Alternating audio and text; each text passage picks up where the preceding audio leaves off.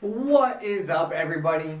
You already know who it is. It's your boy, Mocho, and we are back with another daily reading, day 14. That's right. Today we are covering Genesis 31 to 34. Genesis 31 to 34. Can you believe it? That's how much we're covering today of the Holy Scripture. So let's begin. It's a big reading today. So let's not waste time. Jacob leaves Laban. If there is one lapse in moral character which besets early man, including God's special people, it is dishonesty and trickery. Fearful that Laban might not let him leave, Jacob secretly steals away with his family and flock. To make matters worse, Rachel takes some household gods belonging to her father and later covers up her theft by lying to him. After Jacob and Laban exchange hostile accusations, they resolve their differences by establishing a moral treaty of peace.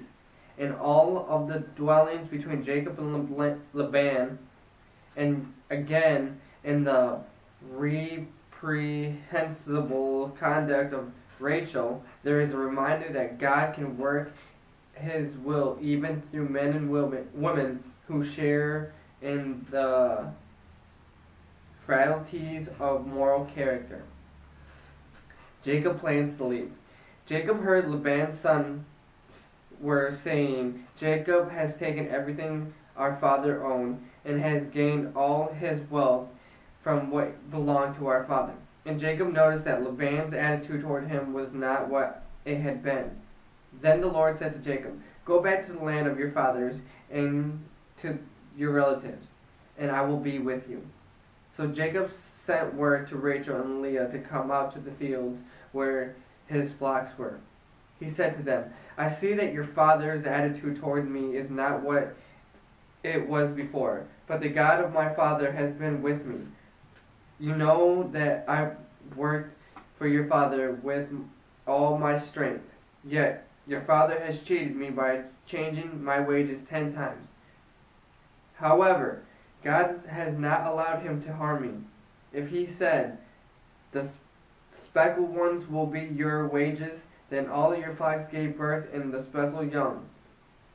And if he said, 'The streaked ones will be all your wages,' then all the flocks bore streaked young.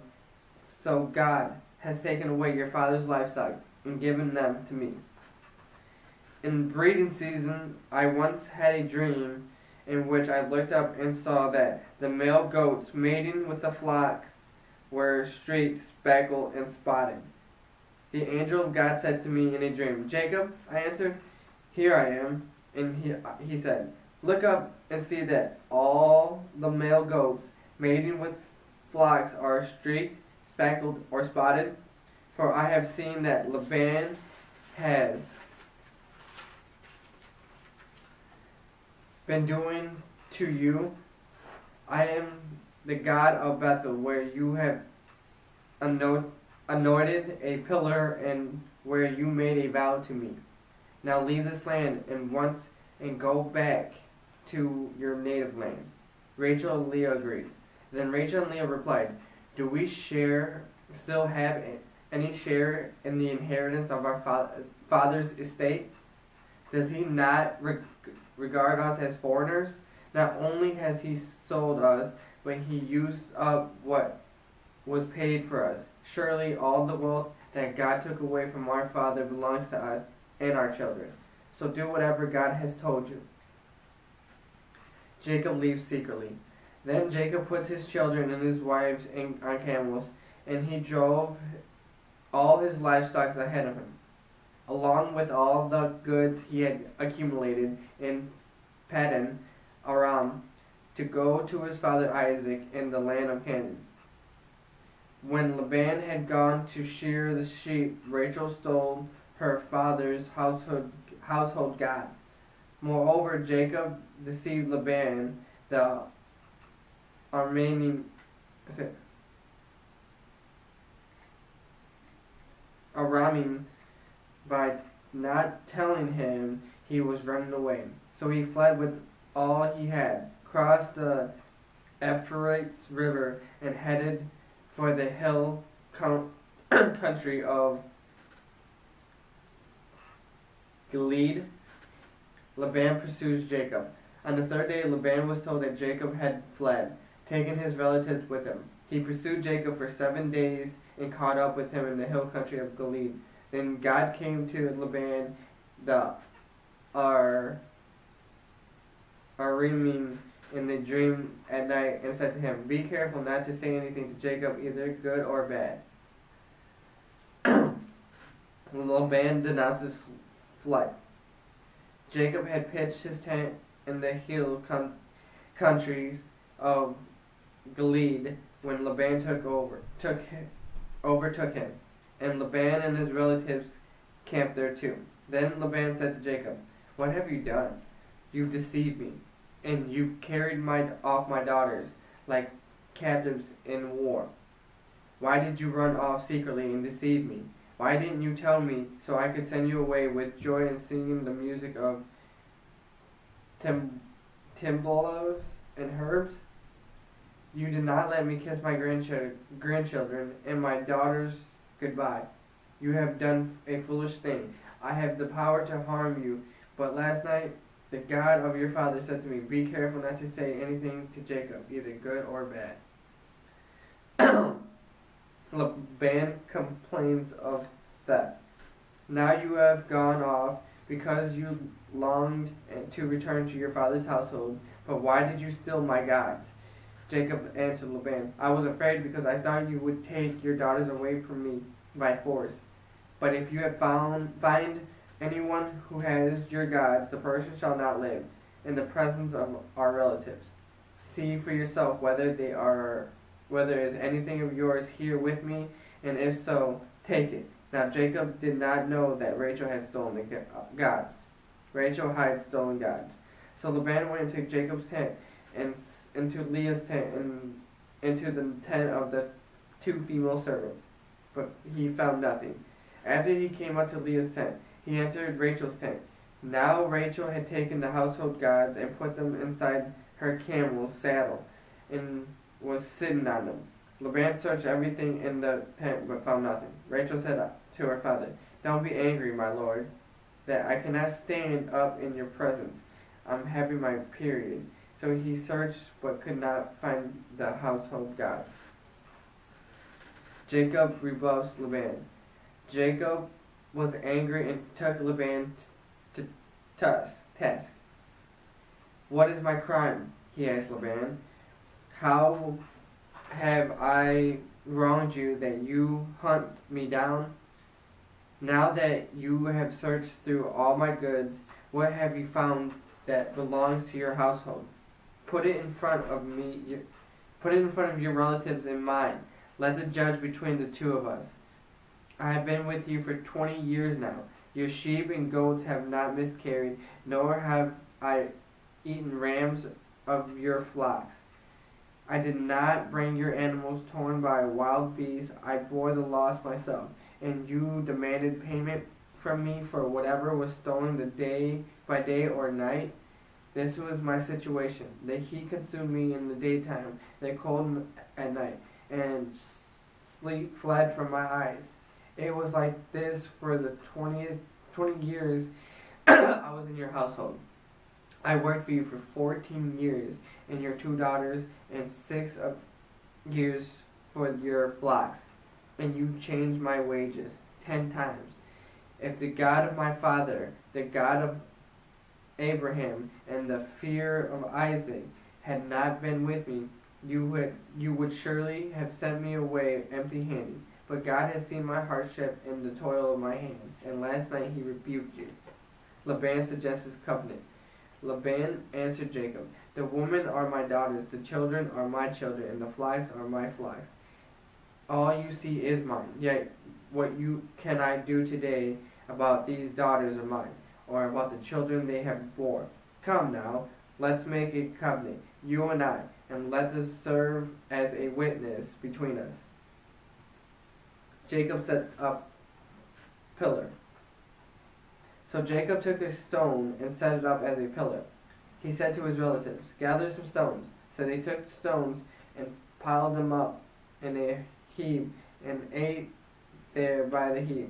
Laban called it Yager Shahadathah, and Jacob called it Galit. Laban said, the heap is a witness between you and me today.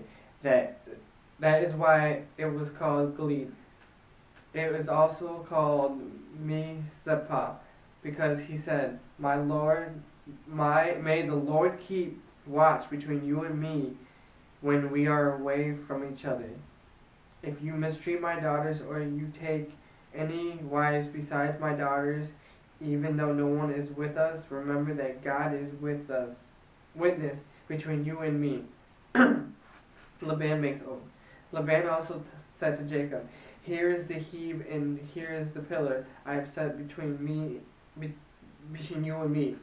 This heap is a witness, and this pillar is a witness, and I will not go past this heap to your side to harm you, and that you will not go past this heap and the pillar to my side to harm me. May the God of Abraham and the God of Nahor and the God of their father judge between us. So Jacob took an oath in the name of the fear of his father Isaac. He offered a sacrifice there in the hill country and invited his relatives to a meal. After they had eaten, they spent the night there. Early the next morning, Laban kissed his grandchildren and his daughters and blessed them. Then he left and returned home. Jacob returns to Canaan. Realizing that he is going through past territory occupied by Esau, and apprehensive about the threat under which he has left Canaan, Jacob makes careful preparation in the anticipation of encountering Esau while he awaits an uncertainty. Jacob is found rather mysteriously wrestling with God. In some way, God presents himself to Jacob as a human being. Why Jacob is wrestling is not given in this account, but his physical struggle is not unlike the spiritual struggle of the person facing potential conflict or perhaps death. In any event, there are two important consequences. One relates to the dietary law which Jacob's descendants will observe, and the other suggests that Jacob's name will be changed. As Jacob leaves on this journey to Canaan, he is met by messengers of God who gave renewed assurance that God will be with him on his journey. Angels give reassurance. Jacob also went on his way. And the angels of God met him. When Jacob saw them, he said, this is the camp of God. So he named that place Mahanaim, messengers sent to Esau. Jacob sent messengers ahead of him to his brother Esau in the land of Seir, the country of Edom. He instructed them that it is what you say to my lord Esau. Your servant Jacob says, I have been staying with Laban, and I have remained there till now. I have cattle and donkeys, sheep and goats, male and female servants. Now I am sending this message to my lord, that I may find favor in your eyes. Jacob fears meeting Esau. When the messengers return to Jacob, they say, we went to your brother Esau, and now he is coming to meet you, and 400 men are with him. In the great fear and distress, Jacob divided the people who were with him into two groups, the flocks and the herds and the camels as well. He thought, if Esau comes and attacks the group that is left may escape. Jacob prays to God. Then Jacob prayed, O God of my father Abraham, God of my father Isaac, Lord, you who said to me, go back to your own country and your relatives, and I will make you prosper. And I am unworthy of all the kindness and the faithfulness you have shown me, your servant. I had only my staff when I crossed this Jordan, but now I have become two camps. Save me, I pray, from the hand of my brother Esau, for I am afraid he will come and attack me, and also the mothers with their children. But you have said, I will surely make you prosper, and will make your descendants like the sand of the sea, which cannot be counted. Presents are sent ahead. He spent the night there, and from what he had with him, he selected a gift for his brother Esau: 200 female goats and 20 male goats, 200 ewes and 20 rams, 30 female camels and their young, 40 cows and 10 bulls, and 20 female donkeys and 10 male donkeys. He put them in the care of his servants, each herd by itself.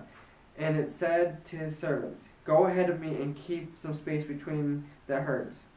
He instructed one in the lead. When my brother Esau meets you and asks, who do you belong to, and where are you going, and who owns these animals in front of you, then you are to say, they belong to your servant Jacob.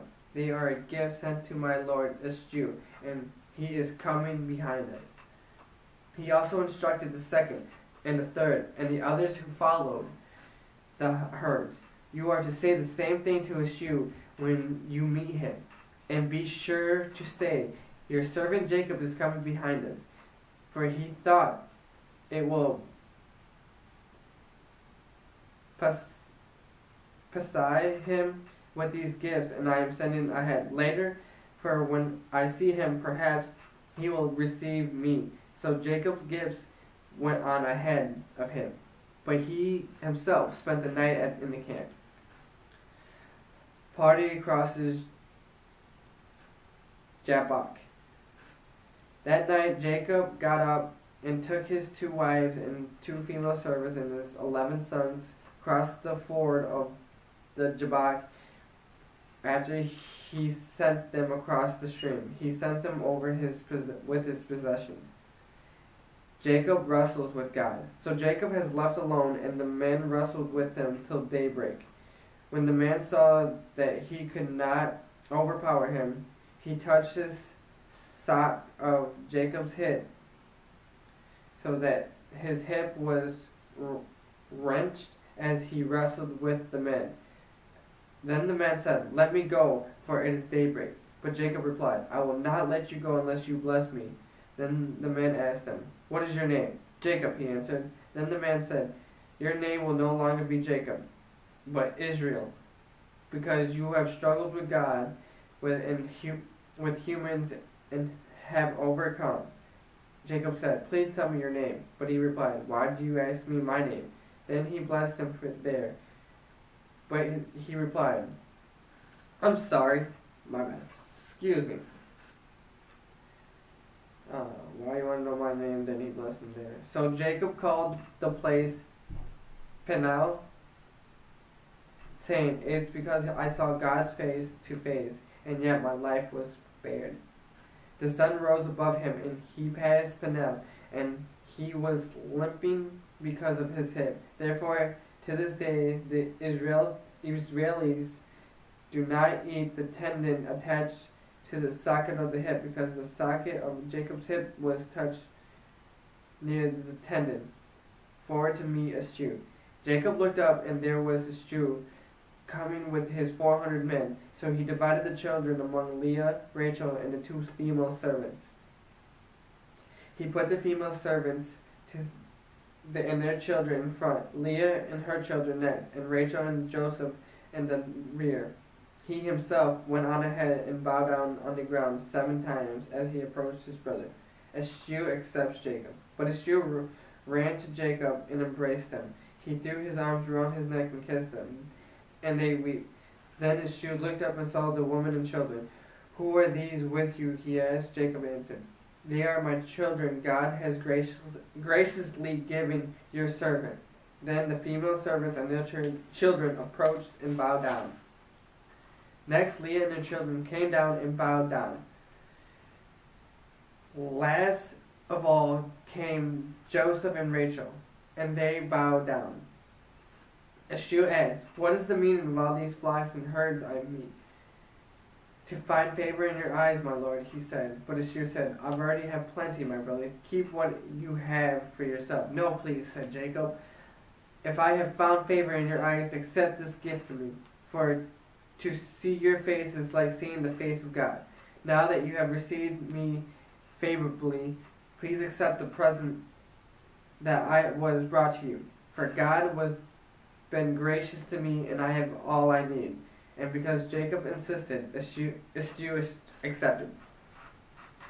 Brothers separate peacefully. Then Esau said, Let us be on our way. I'll accompany you.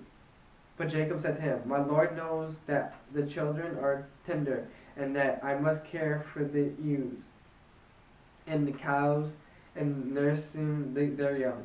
If they are driven hard just one day, all the animals will die. So let my Lord go on ahead of his servant, while I move along slowly at the pace of the flocks and herds before me, and the pace of the children, until I come to my Lord and shear. Esau said, Let me leave alone some of my men with you. But why do that? Jacob asked. Just let me find favor in your eyes of my Lord. So that day Esau started his way back to Shear. Jacob, however, went to Succoth, where he built a place for himself and made shelters for his livestock. That is where the place is called Succoth. Jacob settles in Shechem. After Jacob came from Paddan Aram, he arrived safely at the city of Shechem in Canaan, and camped within sight of the city. For 100 pieces of silver he brought from the sons of Hamor, the son of Shechem, the pot of the ground where he pitched his tent. There he set up an altar and called it El Israel. And that, ladies and gentlemen, was today's reading. Excuse my struggle and my stuttering. Alright, let me do a quick review from what I got out of it. So today's reading was about Jacob walking back to meet his brother. You know, he's going back home to his homeland. He just took off and didn't say anything. And what's his name? Laban feels deceived by it. He just feels like, you know, you left without saying anything. I didn't get to say goodbye to my grandkids. I didn't get to say goodbye to my daughters. I didn't get to kiss them off properly. I didn't even get to give you gifts to enjoy. Like, I wanted, like, to give you, like, a small, like, party, a festival for you, like, you know, to see you off. But instead, he feared that Laban would deceive him again. So he just took off. And, you know, for 7 days, it took Laban to catch up to him. And guy came to Laban in the gym and said, don't threaten him, because don't say anything good or bad, just let him be, or, you know, there will be consequences. But Laban had a small talk, you know, let Jacob know, like, how he felt, and then they made a peaceful treaty and they went on their way. But Jacob had to keep moving forward, and then that's when he met up with his older brother, I think it's his older brother. He met up with his brother, and he was afraid to meet up with his brother because he thought his brother was going to kill him, because, you know, in the beginning of the story, he had stolen the blessing and, like, stolen the land. Like, his basically is supposed to be his inheritance. He stole all that before leaving. He was going to kill, his older brother was going to kill him, so he just left. But in all this time, you know, he's finally going back home to see his brother, so he's sending gifts ahead, you know, so his brother would be, like, calm by the time he meets him. And sure enough, when they finally meet face to face And it's like just brother love, you know. There was no like trouble between them or anything. He's just happy to see him, and yeah, that's pretty much how it goes. Today's story. So it's crazy, you know. It's how it is with me and my brother. You know, we fight. It's like I want to beat his ass. He wants to beat my ass. But in the end, you know, we brothers and we love each other. I can relate. No, it's fine. I can't relate to wanting to kill my little brother. Yeah. Well, that was today's reading. I hope you guys enjoyed that. I know I did. Alright, thank you guys for listening and watching. I really do appreciate it. If you could, go down and hit subscribe. I need a fucking 1,000 subscribers this month. Alright? I really do appreciate it if you subscribe. Alright. Well, you already know who it is. It's your boy, Mucho. And it's time for me to what? Skedaddle on out of here. Peace.